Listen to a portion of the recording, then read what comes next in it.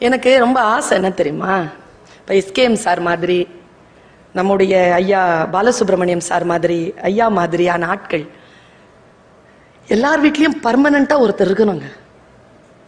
நல்ல வார்த்தை சொல்ற பெரியவங்களை எங்கெங்க பார்க்க முடியுது சொல்லுங்க பாப்போம். இல்ல அப்படி சொல்ற வார்த்தையை தான் பிள்ளைங்க கேட்கறாங்களா? ரெண்டு சூழலும் கெட்டா இருக்க.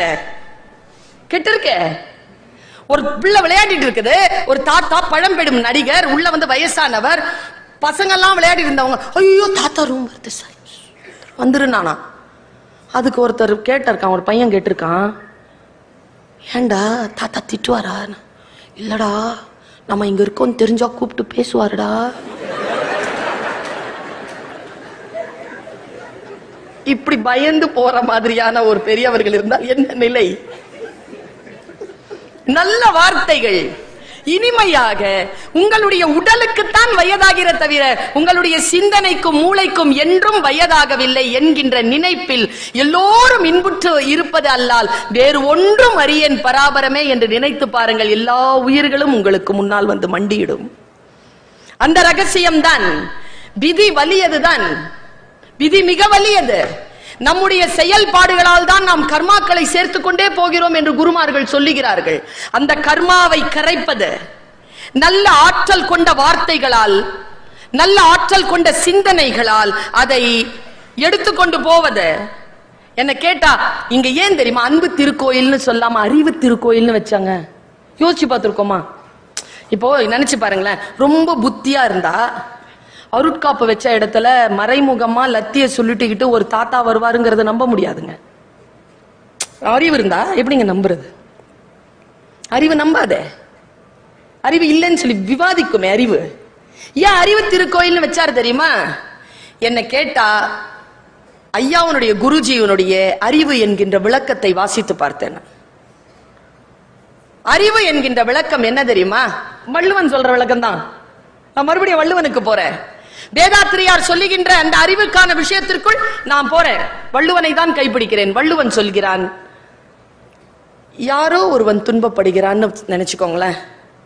அந்த பட்ட துன்பத்தை என் துன்பம் போல் நான் உணரலன்னு வச்சுக்கோங்களேன். நான் பெற்ற அன்பினால் பயனில்லை என்று சொல்லவில்லை. வள்ளுவனுக்கு தெரியாதா? அன்புன்னு போடாம ஏன் அறிவுன்னு போட்டான்? அன்பினால் ஆகுவது உண்டோ பிரிதி நோய் தன்னோய் போல் போற்றா கடைனா தலை தட்டலையே, ஒரிஜினலா இருக்குதே. அன்பினால் ஆகு. இப்போ யாரோ ஒருத்தங்க பாருங்க, சமீபத்துல எங்க சென்னை சிட்டியில ஒரு ஆக்சிடென்ட், ரத்தம், பையன் துடிக்கிறான், சின்ன பையன், எல்லாருமே வேடிக்கை. இப்ப பாத்தீங்களா நம்முடைய நான் சொல்றது முன்னாலே ஒருத்தர் சொல்லிட்டாரு, முதல்லலாம் தாத்தா காலத்துல எல்லாம் போய் உதவி செய்வாங்க, அப்பா காலத்துல அது அப்படியே குறைஞ்சு வேடிக்கை பார்த்தாங்க. இப்போ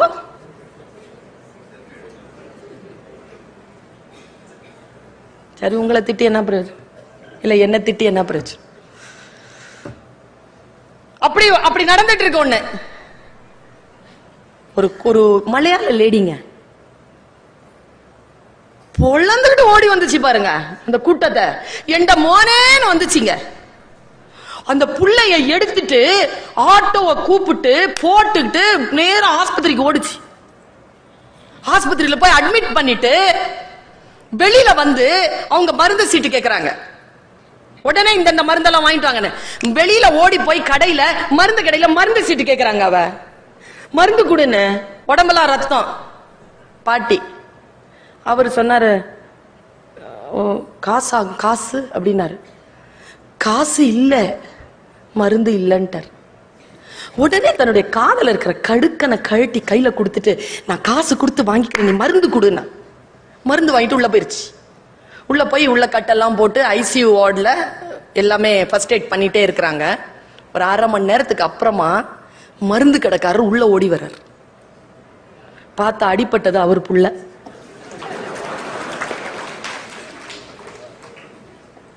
இத தூக்கி சுமந்துச்சு இல்ல, அது யாருன்னே தெரியாதுங்க. நான் ஒண்ணு சொல்லவா, இந்த பெண்கள் இருக்கிறோம்ல, நம்ம எல்லாருக்கிட்டையும் அந்த குணம் இருக்குங்க. பக்கத்து வீட்டுல வீடு பூட்டி இருந்துச்சுன்னா வாசல்ல வந்து உட்கார்ற குழந்தைக்கு சோறு கொடுக்க மாட்டோம். வீட்டுக்கு கூட்டிட்டு போய் உட்கார வச்சு முகம் கழுவி டிஃபன் கொடுத்து ரெடி பண்ணி டியூஷன் அனுப்ப மாட்டோம்? இன்னைக்கு அந்த குணம் குறைந்து விட்டது. தூரத்தில் இருக்கும் பக்கத்து வீடு வெகு தூரத்தில் ஆயிடுச்சு. இந்த நிலை மாற வேண்டும் என்பதுதான். அறிவினால் ஆகுவது உண்டோ பிரிவின் நோய் தன்னோய் போல் போற்றா கடை. ஒரு மிருகத்துக்கு தெரியாதுங்க, ஆனால் மனிதனுக்கு தெரியும். மற்றவர்களுடைய நோய் அது என் நோய் என்று, மற்றவர்களுடைய துன்பம் என் துன்பம் என்று இந்த புத்திக்கு விளங்கணும். இந்த புத்திக்கு விளங்கினாத்தான் அன்பு முகிழ்க்கும். அறிவற்றதல்ல அன்பு. அறிவு இல்லாமல் போனால் அது அடிமைத்தனம். எங்கே அறிவு செயல்பட வேண்டுமோ அந்த இடத்தில் செயல்பட வேண்டும். இதை நான் பல இடங்கள்ல நான் ஒரு வருஷமா சொல்லிட்டு இருக்கேன். ஏன்னா ஒரு வருஷமா நடந்தது இது. என் வாழ்க்கையில ஒரு வருஷம் ஆச்சு இது நடந்து. என்னுடைய அப்பா தவறினார், நாகராஜ் ஐயா தெரியும், 2017. 6 மாசம் கழிச்சு ரொம்ப வெளிப்படையா சொல்லிட்டேன். ஒரு 3 நிமிடங்களில் நான் முடித்துக் கொள்கிறேன். எங்க 6 பேரை உட்கார வச்சிருந்தாங்க. எங்க அம்மா 5 பேர், அம்மாவும் சேர்த்து 6 பேர். நல்ல வேளை யாருடைய கணவன்மாரும் மனைவிமாரும் அங்க இல்ல. எனக்கு ஒரு அண்ணன், ஒரு அக்கா, ஒரு தம்பி, ஒரு தங்கச்சி. நாங்க எல்லாம் 5 பேர் உட்காந்துருக்கோம். எங்க அம்மா திடீர்னு ஒரு டிக்ளரேஷன். எங்க அப்பா அம்மா போட்ட நகை என்கிட்ட இருக்கு 80 பவுன். இது எல்லாம் சுல்தானாவுக்கு தான். நான் தான் பர்வீன் சுல்தானா, சுல்தானான்னு கூப்பிடுவாங்க வீட்டில். நான் அப்படியே உறைஞ்சிட்டாங்க ஒரு நிமிஷம். 80 பவுன், 80 பவுன், அதுவும் அம்மாவுடைய. எங்க அம்மா திருநெல்வேலிக்காரங்க. எங்க அப்பா எவ்வளவு கஷ்டப்பட்டாலும் நகை கொடுக்காதுங்க. எங்க அம்மா கொடுக்கவே கொடுக்காது. நீங்களா போட்டீங்க அப்படின்றோம். நிறைய போட்டிருப்பாங்க. அப்பாக்கு அப்புறம் எல்லாம் கழட்டி வச்சுட்டு எனக்கு கொடுக்குறேன்றாங்க. எங்க அண்ணன்ல ஏன் இதே மாதிரிதான் அம்மா ஏன் அப்படின்னுச்சு. என் அக்கா இல்ல அதெல்லாம் விட மாட்டேன் அப்படின்னுச்சு. என் தங்கச்சி இல்ல அக்கா ஏன் அம்மா சும்மா சொல்றாங்கன்னுச்சு. என் தங்கச்சி. என் தம்பில அதெல்லாம் விட்டு கொடுக்க முடியாதுமா அப்படின்னா. இங்க பாரு, எங்க குல வழக்கப்படி, எங்க மத வழக்கப்படி அம்மா கிட்ட இருக்கிற நகை சொத்துரிமையா யாரும் கேட்க முடியாது. அவ யாருக்கு நினைக்கிறாலும் அவங்களுக்கு கொடுக்கலாம், சுல்தானாவுக்கு தான் அப்படின்னாங்களா. அதுல ஏன்னு கேட்டான் பாருங்க எங்க அண்ணன். அவன் தாங்க திருப்பியும் கேட்கிறான், ஏன் நாங்கெல்லாம் எதுல குறை வச்சோம்? எங்க அம்மா சந்த அந்த ஸ்டேட்மெண்ட்டை கொடுத்துட்றேன். அதுக்கப்புறமா நான் அந்த 80 பவுனை என்ன பண்ண போறேங்கிறது என்னுடைய அம்மா என்னை எப்படி வளர்த்திருக்காங்களோ அதை பொறுத்து. அதை பத்தி கவலை வேண்டாம், சரியோ? அம்மா சொன்னாங்க, ஏன் தெரியுமா, இவளுக்கு தான் என்னோடது எல்லான்னு இப்ப முடிவு பண்ணல, ரொம்ப காலத்துக்கு அப்புறமா முன்னாலேயே முடிவு பண்ணியிருந்தேன். ஏன்னு கேட்டாங்க. எங்க அம்மா சொல்றாங்க, 4.5 வயசு இருக்கும் அவளுக்கு, தம்பி பிறந்திருக்கான், ஆபரேஷன், அவன் கட்டில கிடக்கிறான், நான் வீட்டை கிளீன் பண்ணிட்டு இருக்கிறேன், ஒரு பெரிய பீரோ, அந்த பீரோவை நான் தள்ளிட்டு இருக்கும் போது நீங்க 4 பேரும் விளையாடிட்டு இருக்கிறீங்க, உங்க வாப்பாவும் அப்படித்தான் நடந்து போயிட்டு இருக்கிறாரு, யாரும் துணை செய்யல.